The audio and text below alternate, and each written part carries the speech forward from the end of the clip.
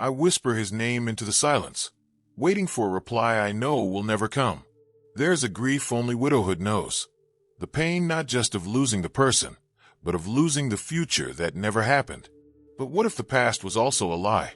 What if the man you shared 4 decades of life with, the man you thought you knew down to the last gray hair, held a secret that only a rusty old camera dared to reveal? In Portland, Maine, under the shadow of the somber lighthouses, Margaret was about to discover that mourning was not the end of her marriage, but merely the beginning of an investigation into her beloved Arthur's double life. A secret kept on celluloid, waiting for the light to be developed. Margaret was 67, and grief had turned her into a shadow of her former self. She moved through their Maine coastal home, a house filled with crisp memories and heavy silences.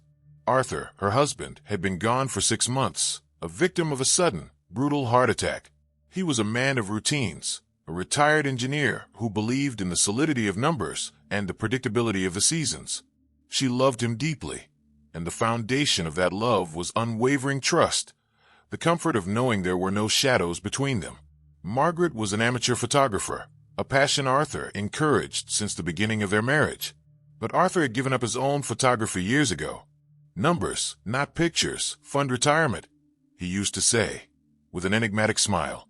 Yet, on the garage shelf, nestled between tool manuals and boxes of old slides, sat Arthur's Nikon F3, a classic, robust analog model. Margaret cleaned it occasionally, treating it like a sacred artifact. One day, while wiping the viewfinder, she felt something unusual.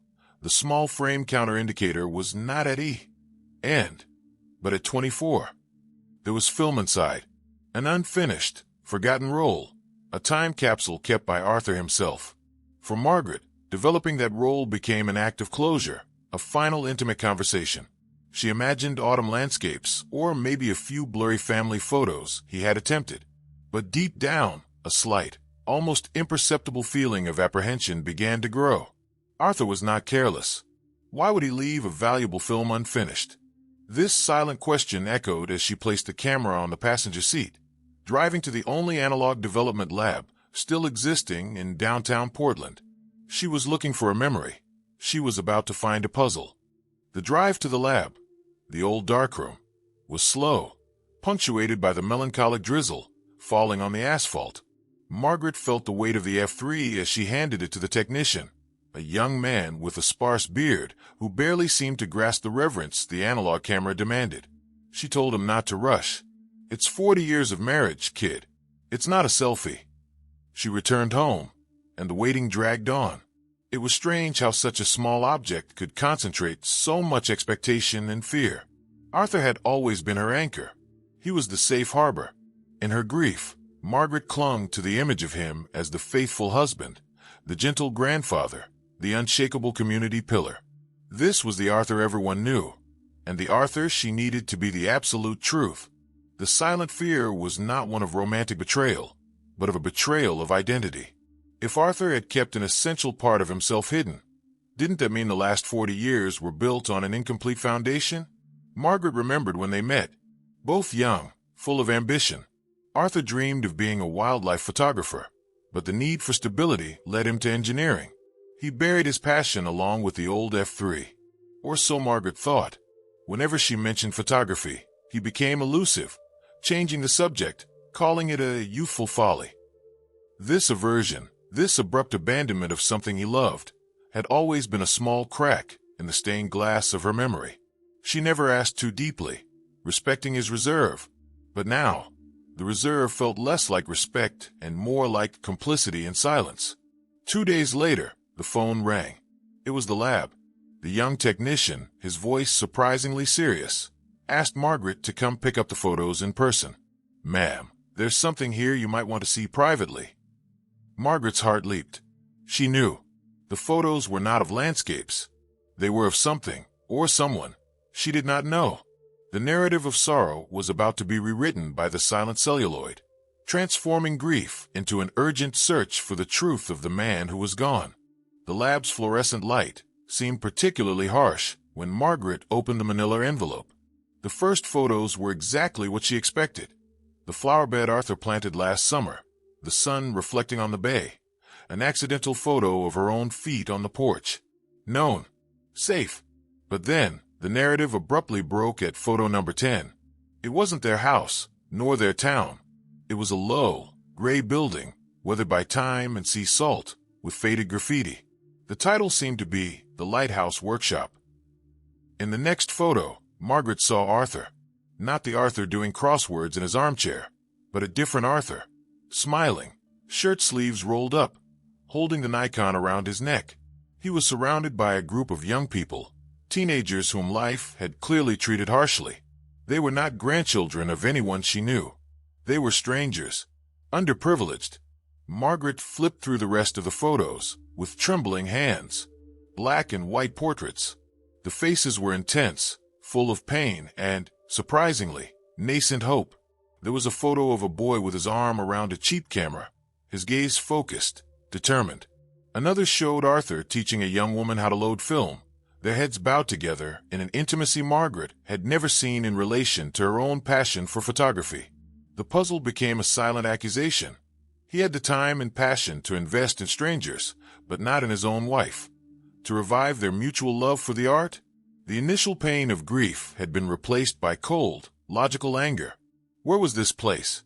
Why was Arthur, who hated long-distance travel, in such a desolate location? And more importantly, why had he never mentioned his volunteer work?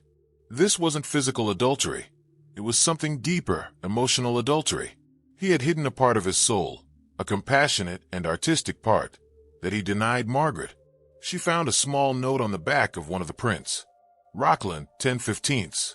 Supplies drop-off. Rockland, a harbor town over 100 miles away, known for its social issues and decay. Margaret tightened her lips. She would not accept silence anymore. She would go there and demand an answer from a ghost. Margaret's Maine was made of warm colors and tight-knit communities. Rockland, in contrast, was gray and tough, a town the rest of the state seemed to have forgotten. Margaret drove under a low, heavy sky, carrying not only her map and the address, but also the weight of 40 years of assumptions. She was on a pilgrimage to dismantle her own life, piece by piece, if necessary. Locating the Lighthouse Workshop was almost too easy. It was a converted old firehouse, with blind windows and a worn steel door. Margaret parked and watched for a moment, feeling fear and adrenaline mix. What would she say? I am Mr. E.'s widow.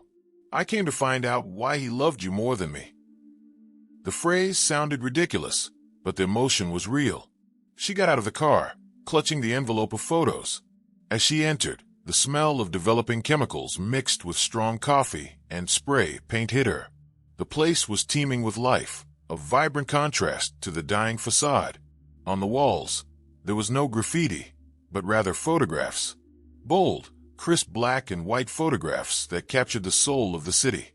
Weary fishermen, foggy alleyways, youthful faces with untold stories. A tall woman with red hair pulled into a tight bun approached. Her name was Sarah, the center's director. She wore a lab apron, and her eyes were tired but kind. Can I help you, ma'am?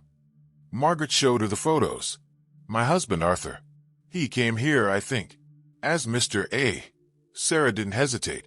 Her face lit up with instant sorrow. Arthur. Oh, I'm so sorry. We miss him so much. He was the pillar of this place. He was the light. That statement, he was the light, hit Margaret with unexpected force. The pain of exclusion was momentarily obscured by the pride she was trying to suppress. She sat down, ready to hear the story Arthur never told her. Sarah began to speak, and the image of Arthur, the retired engineer, began to crumble, giving way to Mr. A., the mentor. Sarah explained that Arthur had been coming to Rockland twice a month for almost 5 years. He didn't just donate money. He donated time, patience, and, most crucially, his art. He used photography, ma'am, not to take pretty pictures, but to give these kids, many of them at risk or homeless, a way to see themselves. He taught them waiting. He said that by using film, they had to be intentional, that they had to think before they acted.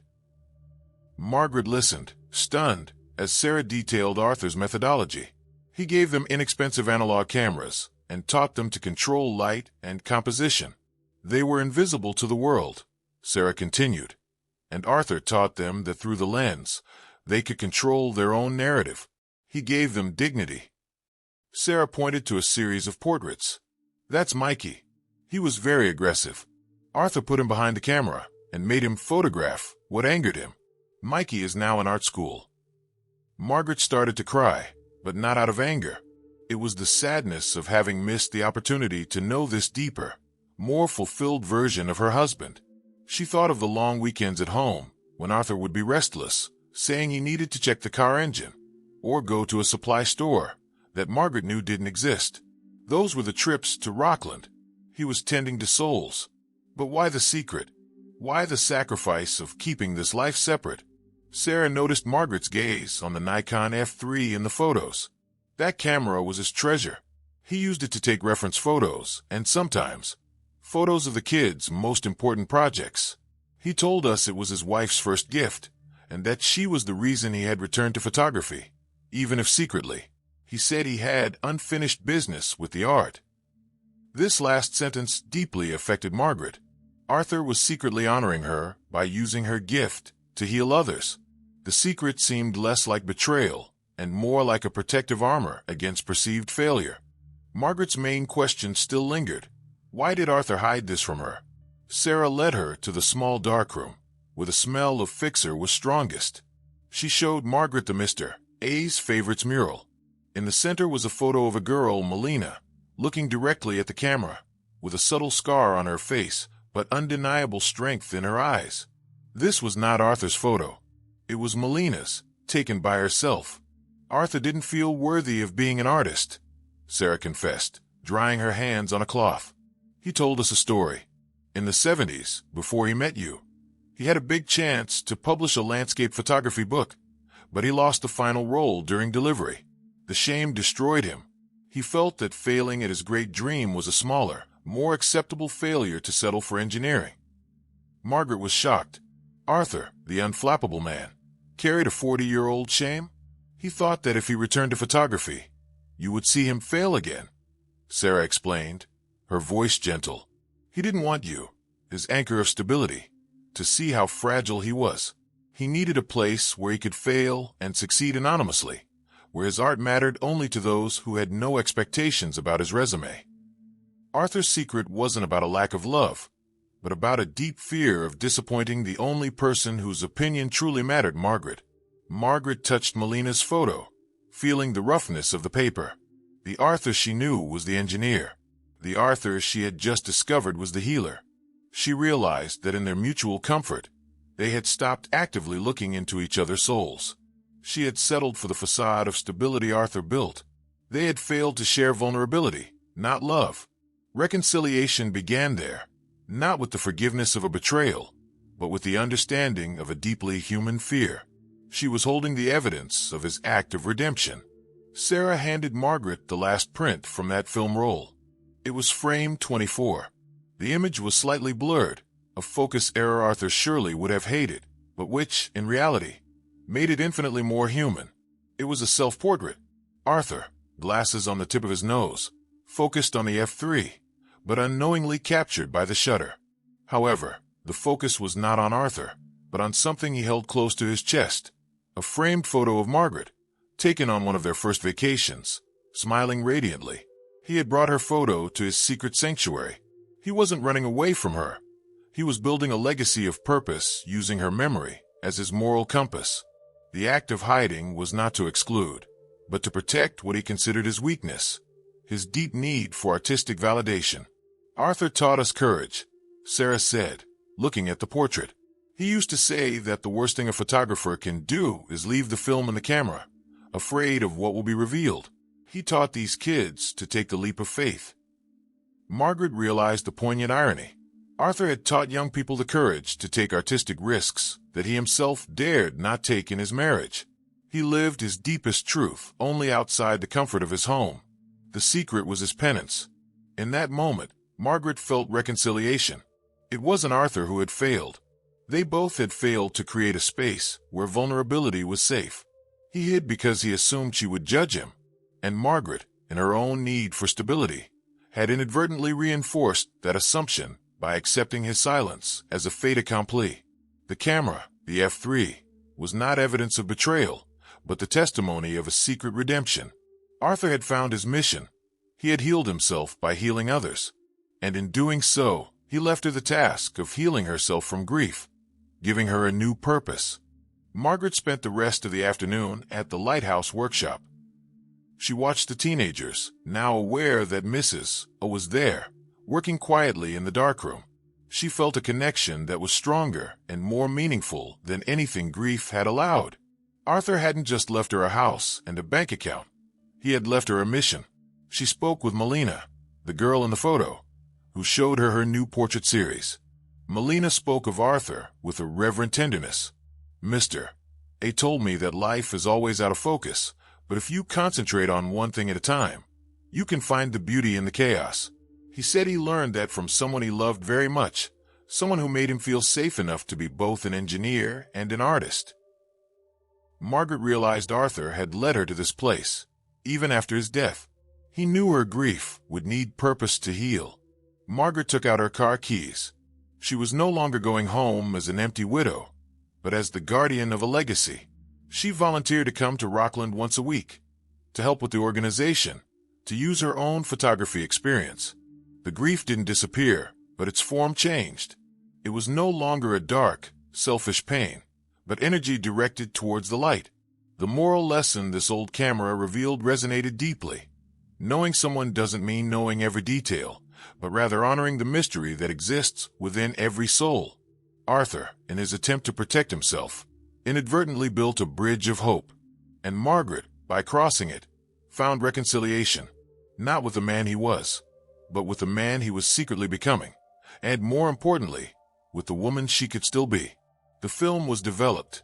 Life continued, in black and white and in shades of hope, on the coast of Maine. The story of Arthur and Margaret teaches us a crucial truth about lasting love and maturity. Sometimes, the greatest act of intimacy is not revealing a secret, but understanding why it was kept. Arthur was trying to mend a 40-year failure, and he did so through anonymous service. Margaret found hope and redemption by accepting her husband's hidden vulnerability, transforming sorrow into purpose. If you, like Margaret, have ever felt that grief revealed more mysteries than answers, reflect on the seeds of hope that those who have passed left behind. Life in senior America is not the end of the story. It is just a new chapter, often written by those we love. Stories like Margaret's prove that our loved ones continue to guide us, even through mundane objects, like an old Nikon F3. If this story resonated with you, if it touched the part of your heart that seeks meaning and reconciliation, please click the like button and subscribe to the channel. Your subscription helps us continue exploring these profound human stories, full of moral lessons and hope.